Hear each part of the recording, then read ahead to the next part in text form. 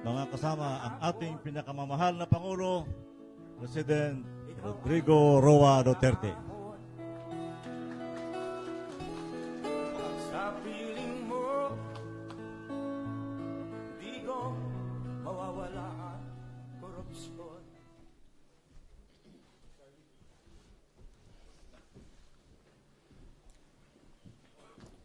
Could somebody please order the troops to rest?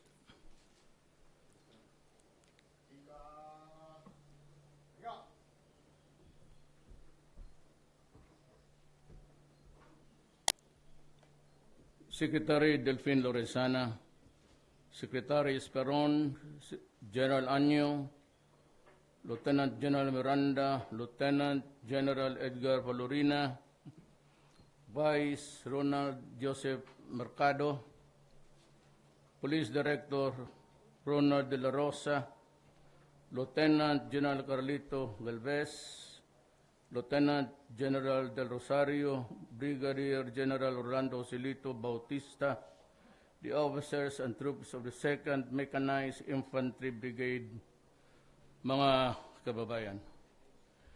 We are in a conflict. It is not a war, but this has been a festering. Parang sugat ba na ayaw gumaling. It sticks every day.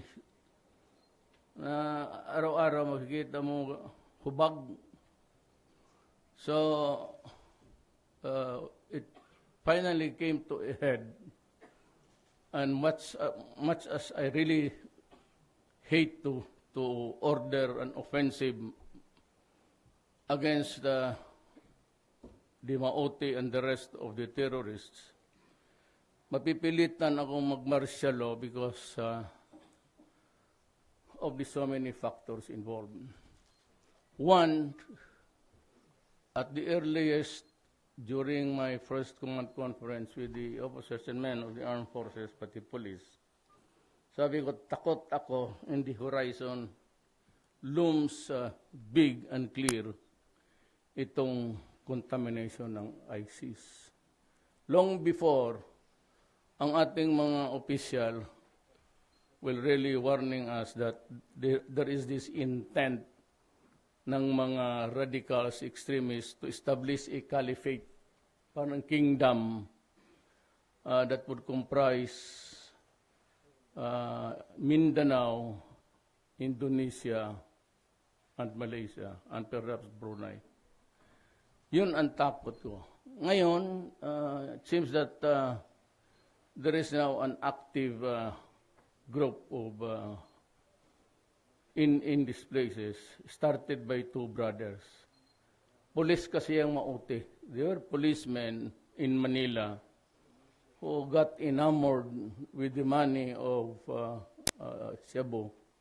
Umuwi dito and established one of the biggest factories of Cebu in Lanao del Sur.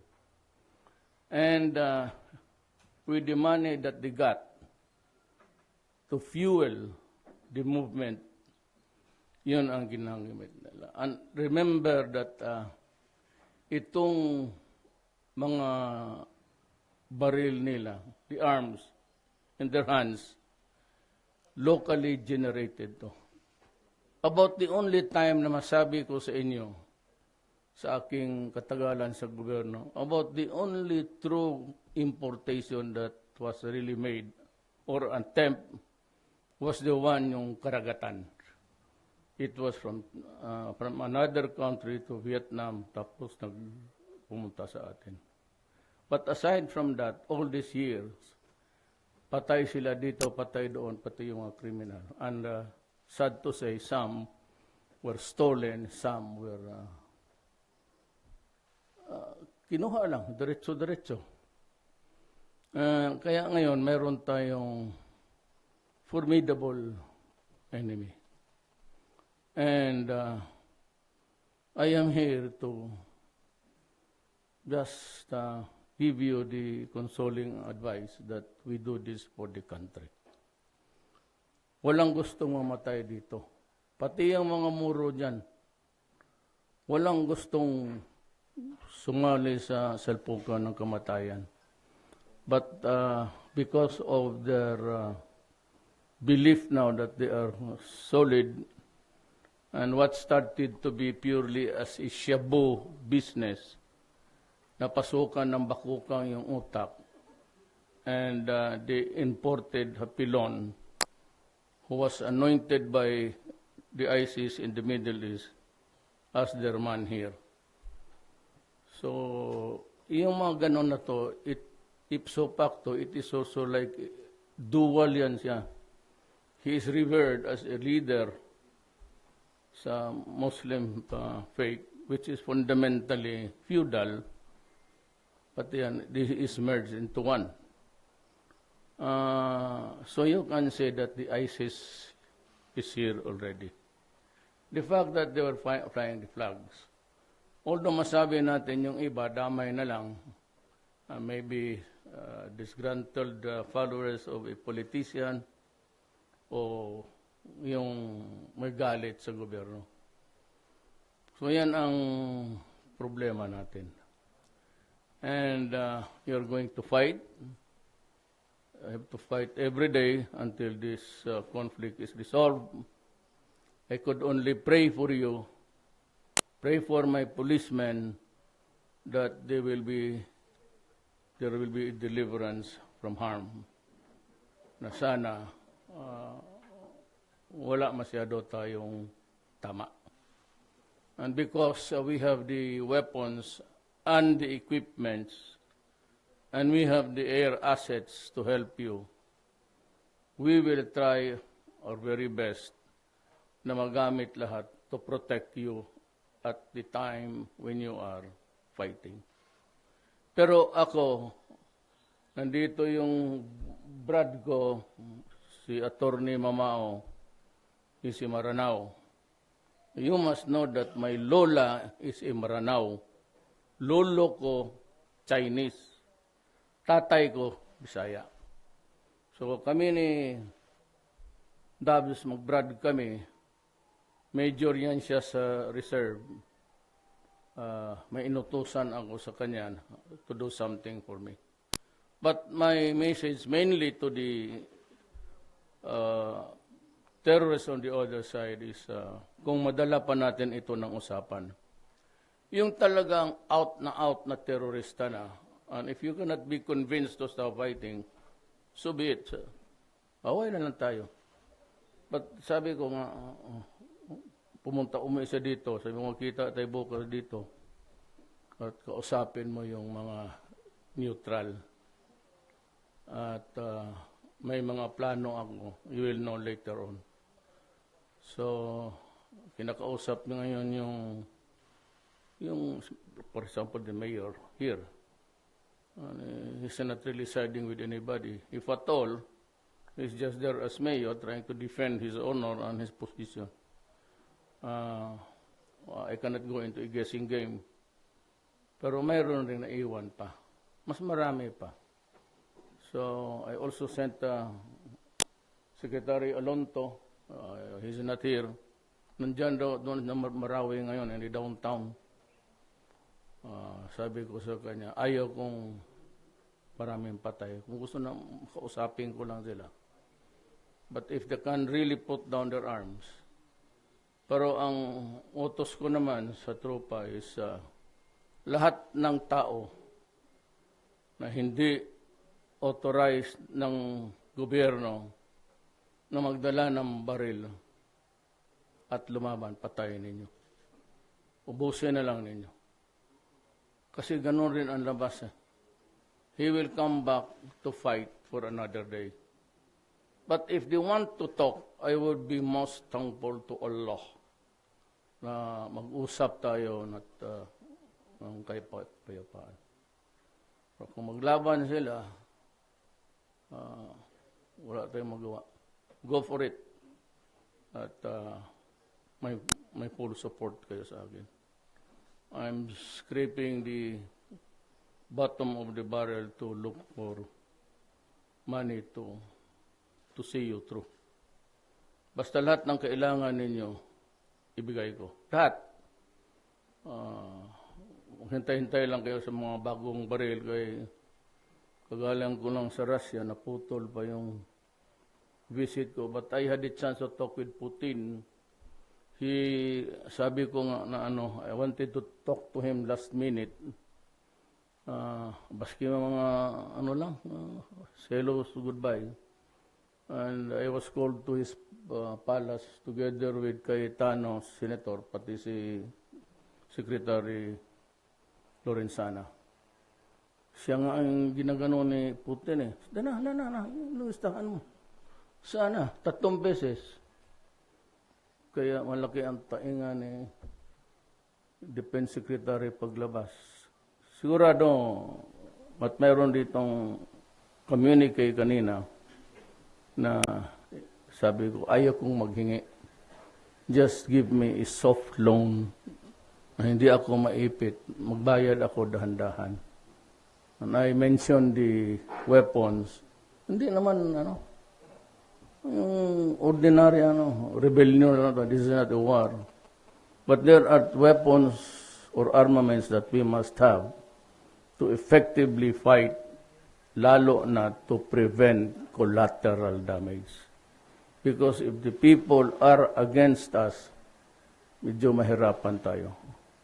But if we can inflict damage only to those who want to fight and contain the firefight between combatants, that would be the best solution. But I am here to say to you, fight, and I will pray for you, and I will answer for everything. Huwag na kayong mag-alaala. During martial law, your commanders, you can arrest any person, search any house, wala nang warrant. Kagaya noon, aso lang. Could be signed by General Anyo. He's supposed to retire next week, pero I have extended his tour of duty to 6 months. Sino yung papalit ka niya, another 6 months, then we shall try to correct it maybe 4 years after. Para hindi rin ma-deprive yung masunod, hindi kakainin yung kanya. What I do not change horses midstream. So as is lang muna tayo. Let us concentrate on this problem, solve it, and try to correct the organizational aberration in due time. In the meantime, fight for the country. Ako, kung maaari lang, kung pwede lang rin ako makisali sa inyo, sasali ako. Kaya lang, ang 1 kilometro sa akin, wala na. 5 araw na walang tsuk-tsak yan kasi wala na, inutir. Maglabasan ang rheuma, pati arthritis. Kung nabata lang ako na presidente, sasali ako sa inyo. Yung gusto ko, yung baril-barilan eh.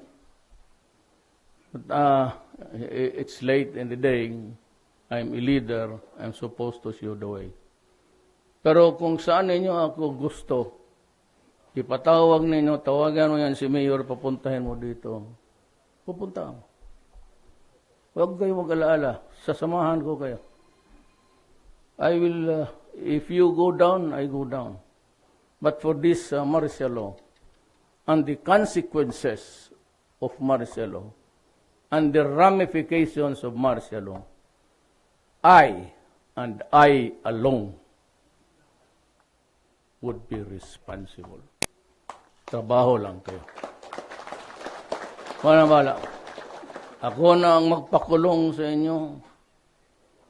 Pag nagka-rape ka ng 3, aminin ko na akin yun. Pag nag-asawa ka ng pang-4, inang bugbugin ka ng ito si Delpino.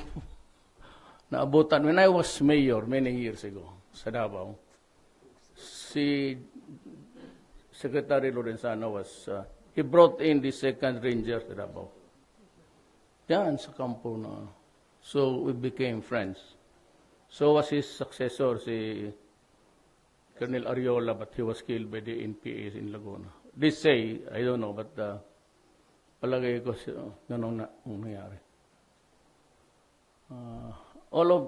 Lahat ng dumaan sa Davao, kilala ko. And they are all good men.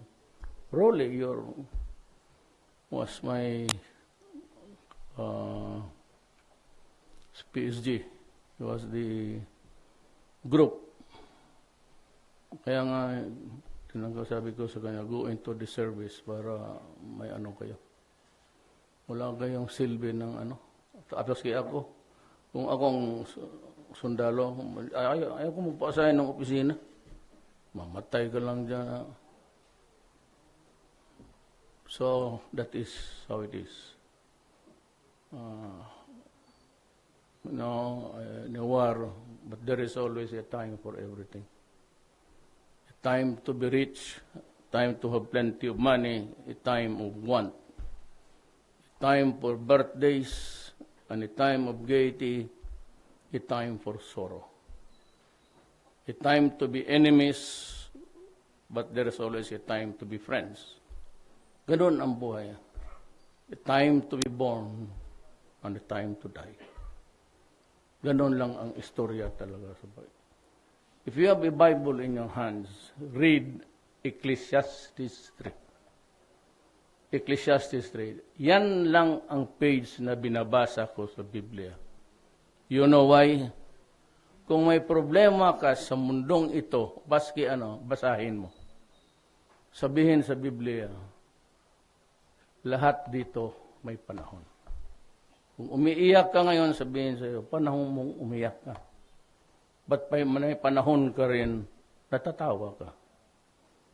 And at panahon to be young, and a time to be old.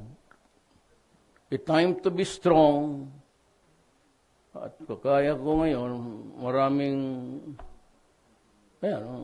rheuma, arthritis. Gusto ko mang sumali sa inyo ng labanan, hanggang pasakay-sakay na lang. So there is a time for everything. This is a time for victory. We will not lose it. How can we lose it? We have everything. Wala kayong problema. I will take care of you. Masugatan ka, magarasan yung paa mo. You have a hospital na modernized na. I bought all the equipments. I built you a new building. Yung luma ninyo dyan sa medical center, sabi ko, do not use that. You rehabilitate. I'll build you a better one. So, wala kayong dapat talagaan. And you can use, I do not use my presidential plane. Binigay ko na yan sa armed forces, pati sa police, for your use. And if there is any emergency that you should be brought to Manila for medical attention, gamitin ninyo. Inyo na yan. Ako mag-commercial. Minsan, kung makahingi ng maliliit na, but papalit-palit ako. Yung lahat ng eroplano sa gobyerno is at your disposal. Gusto ninyo kargahan ng tao for the wounded to be transported. And you have the best medical equipments available. Binili ko na. Nandun. So, walang rason na matalo tayo dito. Talagang panalo tayo. Panahon sa panalo to eh. And we will overcome and we will win. Right? Yes, sir! Sige. Ingat lang.